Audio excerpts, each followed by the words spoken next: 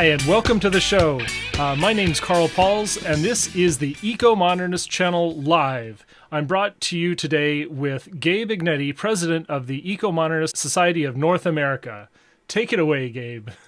We call ourselves an environmentalism 2.0 because we believe that it's only through the advancement of science in the service of humanity that we could rise above the many ecological challenges that we face.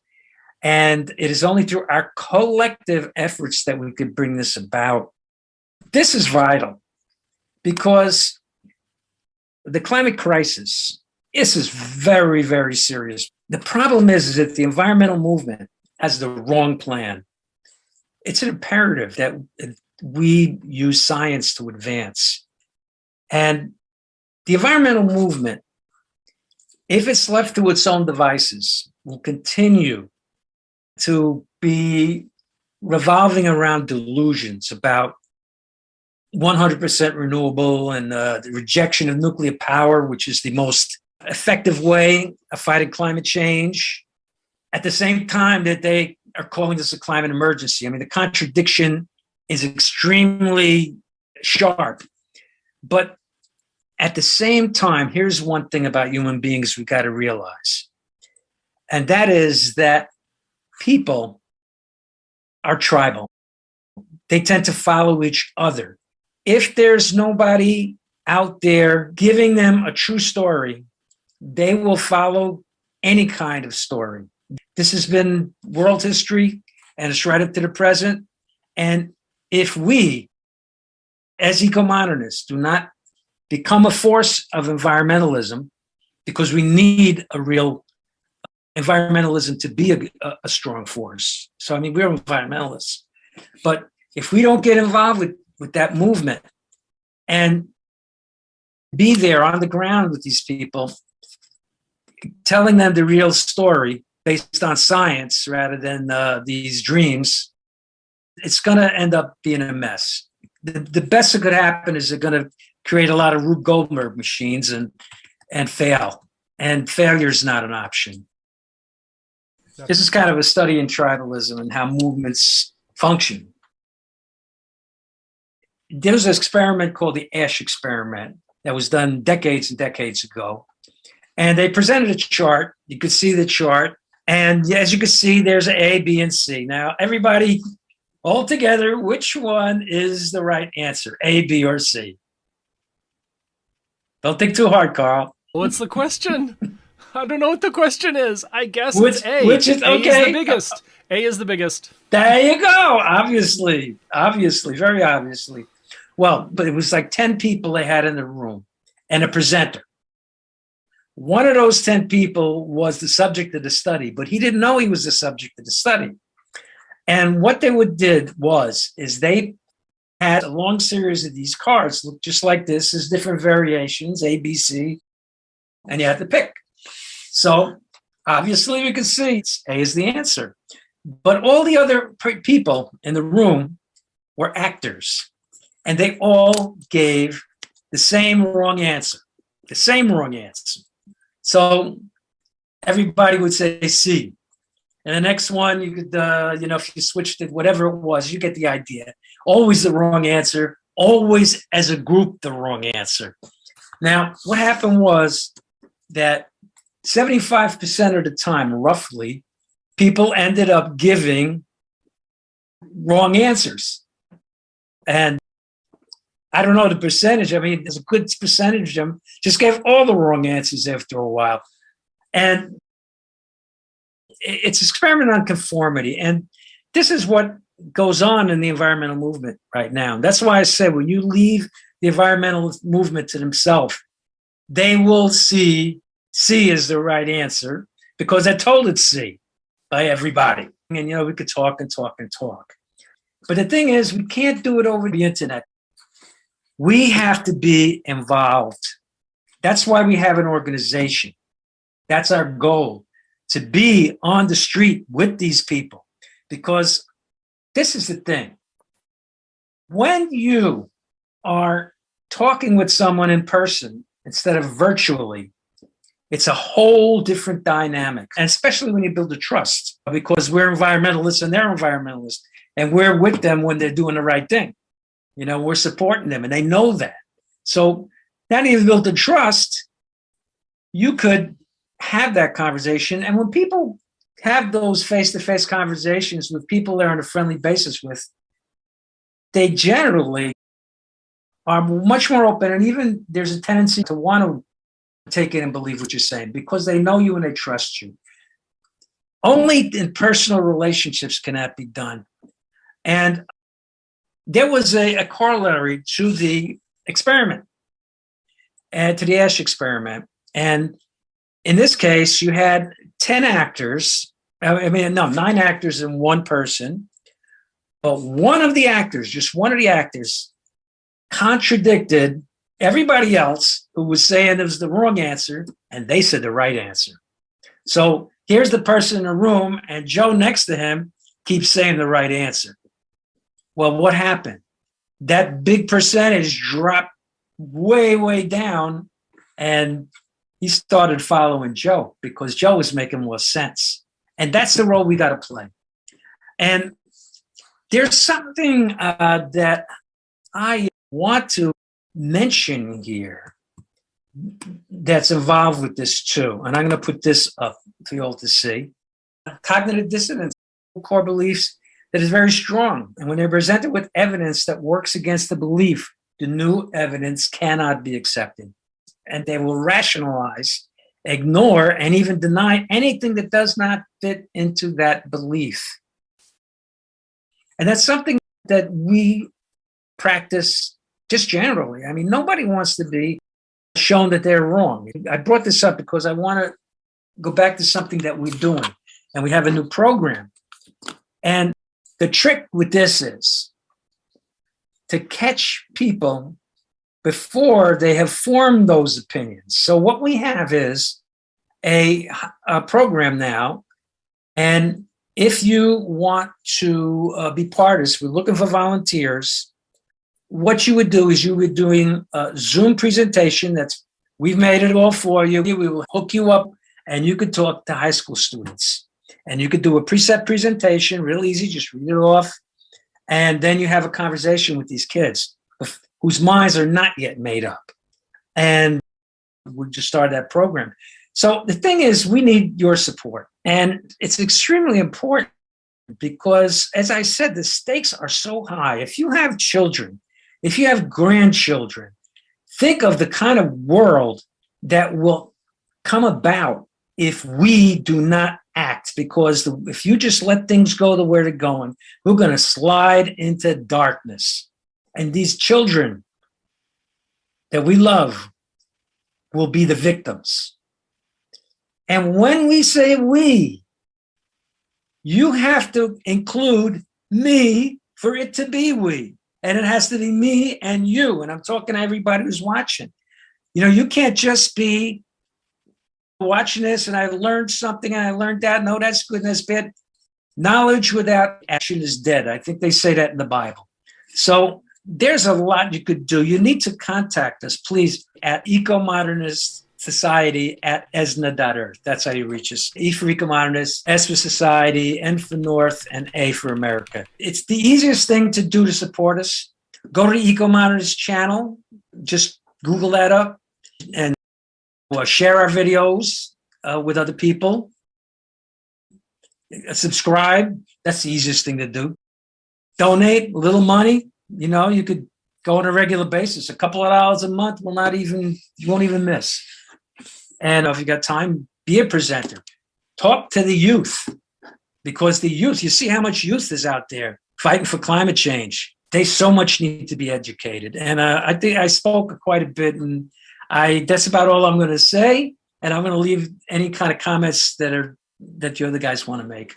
And it's really thanks to our collaboration that we were able to deliver this message at the Thorium Energy Alliance conference and really form up this strategy of meeting environmentalism where it exists today. And that is incredibly valuable because we reach out to people who have a vested interest in solving problems.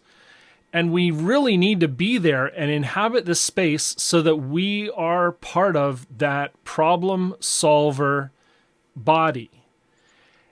And the important thing is that we need to be not NIMBYs, not in my backyard, but yes in my backyard. And that goes for housing, that goes for energy, that goes for everything. We need to be yes in my backyard, YIMBYs, and advocate for solutions. And so that's why we inhabit the environmental movement, because we need to keep them true to their word. True to your word, Bill McKibben, 350 parts per million. What are you doing opposing nuclear energy? We need to first put emissions as our priority, and after that, we can talk about your fear of nuclear energy. We need to first put forward the need for humans to live, work, and have prosperity, and second, worry about are you eating meat or not? It's really up to us to inhabit the environmental movement so that the priorities are focused on results. And right now we have millions and millions of dollars flooding into organizations that are absolutely dividing the movement and co-opting what should be our priorities. We've got, all of the climate marches. We have folks that are not very much different from climate deniers saying it'll never work. It's too late. When people saying those words wear a red hat, we can wag our finger and say, oh, you're terrible people. But the reality is that the people wearing blue hats are not saying anything better when they deny solutions. And my point about the red and the blue hats, of course, is to show that we're not a partisan organization. We are not here to say Democrats are always right and Republicans are always wrong.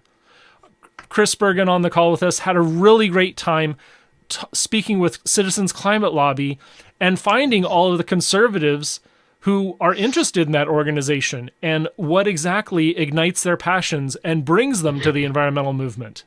And so again, as long as we inhabit the environmental movement, we can find these people. We can find the hidden nuclear supporters everywhere. We can find the hidden honest actors who want results because we need results. And that's what it's all about. Yeah. I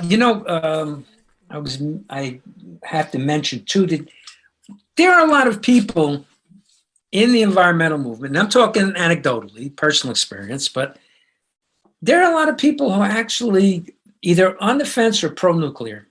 To some degree they are, but they are afraid to buck the shtick that's put out because they just don't want to make that kind of waves. They don't see the point. Well, we could do it with renewables. I mean, they might say, oh, nuclear is good, but okay, they want to do it 100%. Let's just do it one way or the other. And they don't realize that you can't, And there are others that just don't want to bring it up. They don't want to make enemies. I mean, it's a courageous thing to do. They're afraid of NIMBYs in their own movement.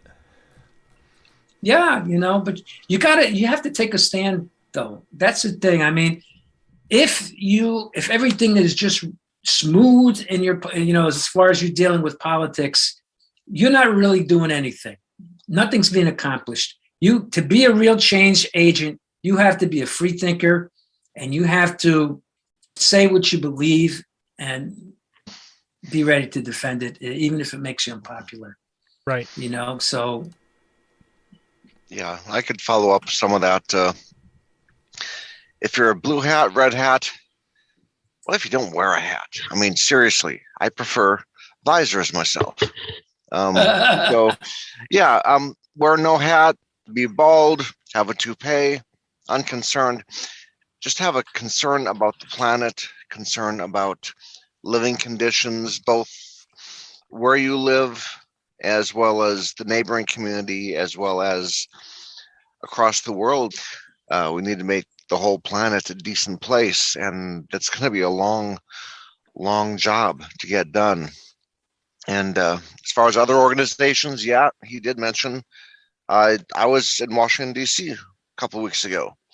Yes, with Citizens Climate Lobby. Yep. Had my little ID I wore. And I'm also believe in ecomodernism. I think there are other people there believing in it. Yeah, I also that's a believe in fantastic Generation. organization. Yep. I also believe in Great Generation organization. Atomic. And I support all three organizations with my time and occasionally with a bit of money because it's important to do, to be involved, to have skin in the game.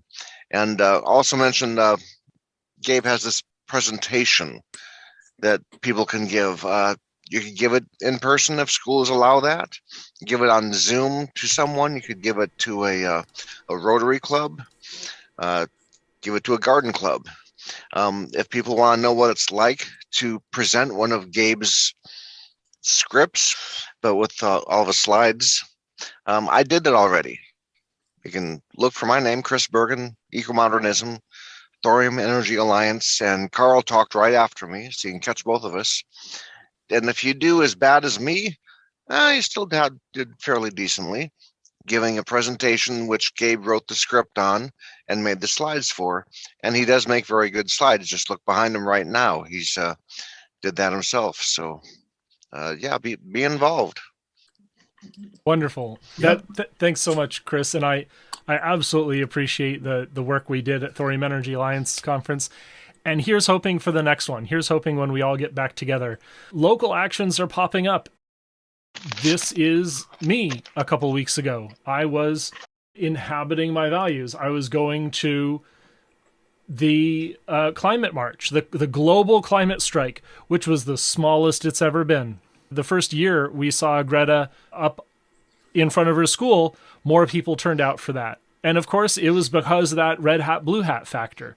We were so excited to fight against the red hats that we mobilized and we got to the street. And you know what? We're complacent now. We are stuck and we are inhabiting complacency today because we just think that everything's going to turn out because our guy won. Well, that's a little naive, isn't it? We've got to stick with our elected officials. Join Citizens Climate Lobby. Make your monthly call. Subscribe to this channel. Interact with us. We'll help you find new causes. We'll help you find new ways of getting involved. It's so important that we do a better job at keeping our electeds responsible, being full participants in that democracy. If you're just there by yourself, quite honestly, a lot of people gonna just blow you off as being a kook. But if you're there with a group, you got more credibility. Just even if it's one or more person, you know. This is the Washington State Democrats Environment and Climate Caucus, and so, you know, Democrats, as we've just discussed, are traditionally anti-nuclear, except for in 2020, when the DNC platform finally came out as pro-nuclear. But the Washington State Democratic Party, still anti-nuclear. So we've got to work on that. And so that's what I've been working with my colleagues at this Climate and Environment Caucus on, exactly making that case. The XE100 and the Natrium reactor, and tell them all about the options that we have. And you don't need to sugarcoat it. Nuclear is definitely strong enough that you don't need to say anything untrue. And nuclear is that much better than fossil fuels, which is the only alternative we've got in front of us lately. If we're going to convert to electric cars, we're going to need 3 times the electrical power in our infrastructure that we have now. And that's not even considering the expansion of mass transit, you know, with high-speed rail. Even New York City could use an upgrade, to tell you the truth. That requires a lot of electricity. What the environmental movement is talking about is like, we got to cut back on energy. And also, they're not talking about the need for mass transit. And there's a reason for that. I've been involved with 350. I've been in on executive meetings when we've had demonstrations. And I'm going to tell you, most of the people sitting in the meeting are businessmen from the renewable sector. And that's all the message that goes out. I don't know how it is with you in Seattle, but I don't hear a peep, even though, okay, we give the nod, the formal nod. Yeah, mass transit, we need more of it. Nobody, I don't hear nobody. I mean, I think we've been the only person in the environmental movement who got up and said, come on, we need mass transit. And if you're involved with the environmental movement, you could push it in that direction as well, which is a big gain because it's taken away from solutions that are dubious at best. And also, you're promoting a solution that's popular. People don't want to be in cars. They want to be able to have a mass transit. Who wants to be stuck in cars for hours and hours and crawling through a polluted city every day in rush hour?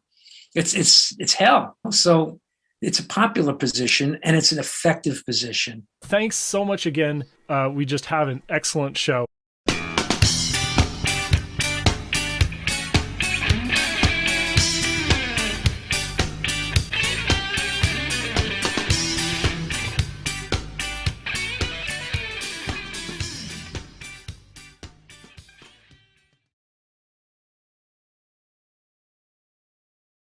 Please subscribe to us on YouTube, Ecomodernist channel. Also to subscribe to us on Twitter and Facebook, Ecomodernist Society of North America. And online at https://esna.earth.